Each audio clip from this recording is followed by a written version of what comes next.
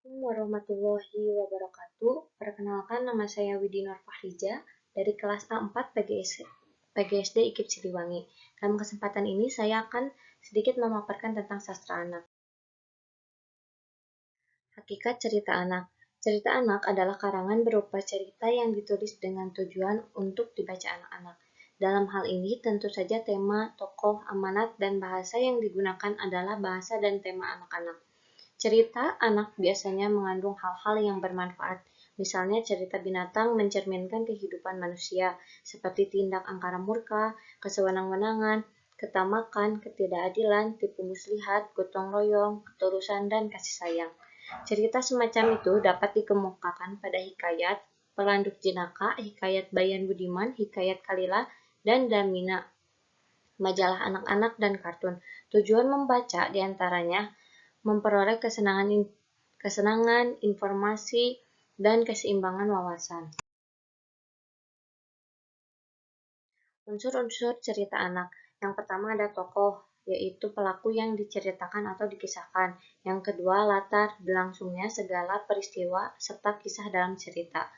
Yang ketiga, alur, peristiwa diurutkan sehingga dapat membangun sebuah cerita. Yang keempat, tema, gagasan mengikat sebuah cerita. Yang kelima, sudut pandang, yaitu cara atau strategi yang dipilih oleh penulis secara sengaja untuk mengungkapkan gagasannya dan cerita. Dan yang terakhir ada moral, sesuatu yang ingin disampaikan oleh penulis kepada pembaca. Jenis-jenis bacaan cerita. Cerita bergambar, sebuah buku cerita yang dilengkapi oleh gambar atau maupun teks wacana secara langsung akan mengarahkan pembacanya mendapat dua pemahaman, yakni yang diperoleh melalui visual, gambar-gambar, scan, verbal, teks wacana. Yang selanjutnya ada cerita rakyat. Cerita rakyat didefinisikan sebagai semua bentuk narasi yang tertulis atau lisan yang ada terus sepanjang tahun. Definisi ini mencakup syair kepahlawanan, balada, legenda, klan, lagu-lagu rakyat, sebagaimana dongeng dan cerita binatang. Ada cerita binatang. Binatang-binatang tersebut bertingkah laku seperti manusia. Anak-anak suka membandingkan versi dari berbagai cerita terkenal, mengamati perbedaan pemeranan, teknik ilustrasi, media, klan penggunaan bahasa. Klan penggunaan bahasa pencerita. Misalnya, kancil yang cerdik, kancil dan buaya, kancil klan lembu, kancil klan harimau, dan sebagainya.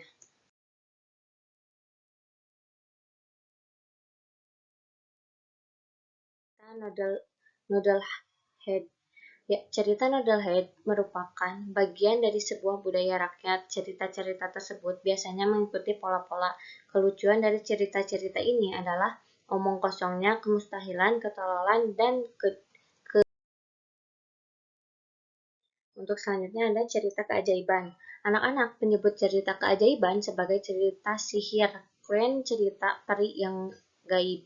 Sedikit sekali cerita-cerita tersebut yang mempunyai wali wanita. Lalu ada cerita fantasi. Cerita fantasi adalah cerita yang dibuat berdasarkan produk imajinasi seseorang seakan ada dalam kehidupan sehari-hari, tetapi kenyataannya hanya dalam mimpi.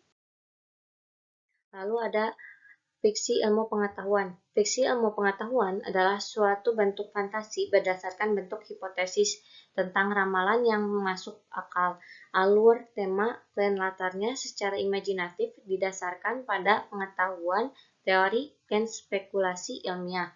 Misalnya, cerita tentang perjalanan ruang angkasa, petualangan di planet lain, dan sebagainya. Lalu ada cerita sejarah.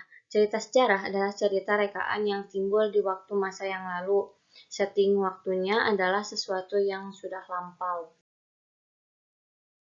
Selanjutnya ada biografi. Biografi adalah suatu tulisan yang menjelaskan tentang kisah dan keterangan mengenai kehidupan seseorang atau kisah riwayat hidup seseorang. Ada contoh ceritanya. Pada zaman Kelinci dan Siput. Pada zaman dahulu, hiduplah dua binatang di hutan yang luas. Binatang itu ialah kelinci dan siput. Kelinci tersebut memiliki sifat sangat sombong dan pemarah. Bahkan sang kelinci sering meremehkan hewan-hewan lainnya. Ketika ia berjalan di sekitar hutan, kelinci itu bertemu sang siput berjalan dengan lambatnya.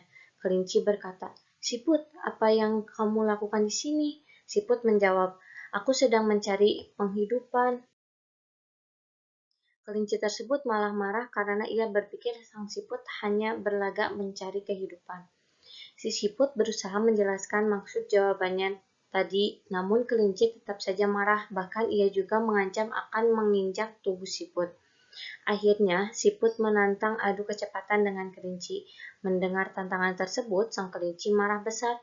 Ia menerima tawaran siput dan berkata dengan keras agar hewan-hewan lain menjadi saksi perlombaan lari antara kelinci dengan siput. Hari perlombaan tiba. Kelinci dan siput tadi berlomba lari untuk mencapai sampai finish. Namun sebelumnya siput memiliki akal untuk meminta siput-siput lainnya berada di titik jalur lomba lari sampai ke finish. Hal ini dikarenakan cangkang semua siput memiliki kesamaan, dengan begitu hewan-hewan lain tidak akan curiga. Kelinci pun melompat dan berlari meninggalkan siput di jalur start.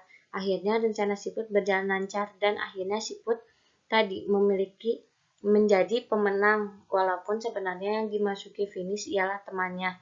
Dengan kemenangan siput membuat kelinci menjadi tidak sombong dan tidak pemarah lagi. Terima kasih, sekian dari saya. Wassalamualaikum warahmatullahi wabarakatuh.